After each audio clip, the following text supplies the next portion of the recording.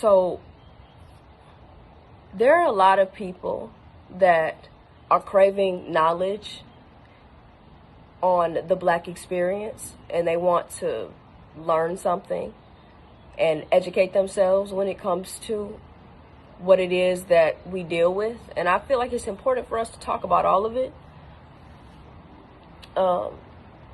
So I'm just here to share my little piece and my facet of this.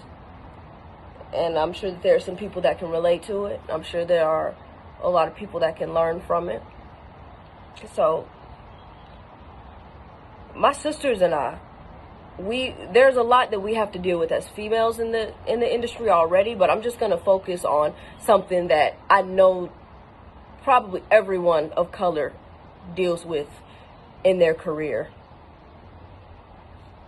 I can't tell you how many conversations, sometimes arguments, is escalated to that, back and forth with white people telling me what would be most authentic coming out of my Black character's mouth.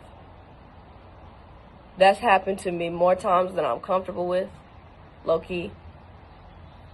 And I know that some people might be confused by that, and because if they wrote it or whatever the situation may be, there may be some people that are confused by that statement. So I'll give you an example, because I can guarantee you that everybody of color in this industry knows exactly what I'm talking about. They could have finished my sentence before it left my mouth.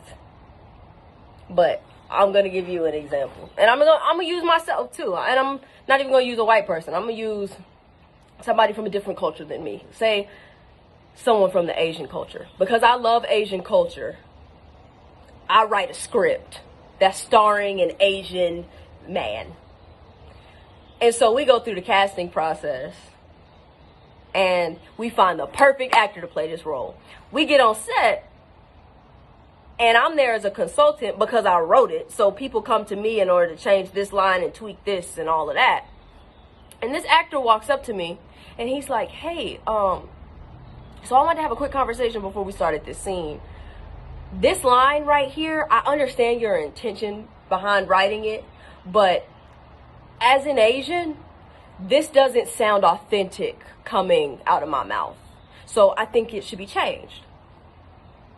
I'm not going to sit there going back and forth with this man about what sounds most authentic coming out of his mouth when he has lived every day of his life from the culture that I wrote about, and I haven't. I don't care how much research I've done.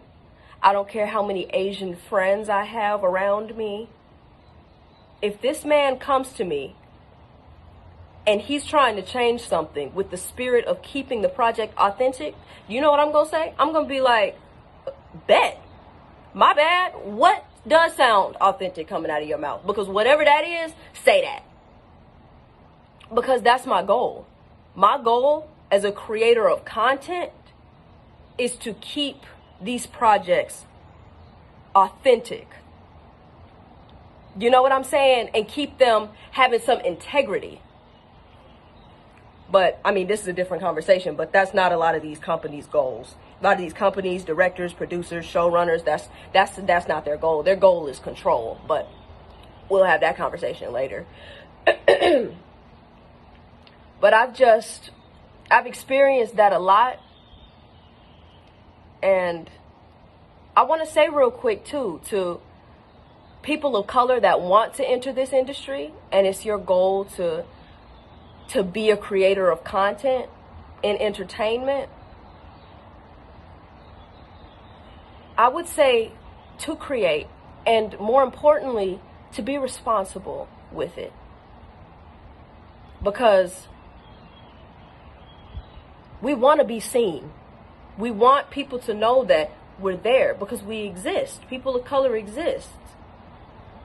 But we also want to be seen in a way that makes us look good. In a way that makes us look strong. Because that's who we are. We all come from different walks of life. And I want to see different walks of life on screen. I want to see that. I want to see it all. Because it exists. And there is too much money being put into the entertainment industry to just show one facet of life. but we have to be responsible, all of us. So I would encourage all of you of color that are trying to enter this industry to create and to be responsible.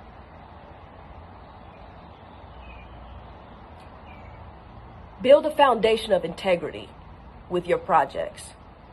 We need that. We need more of that.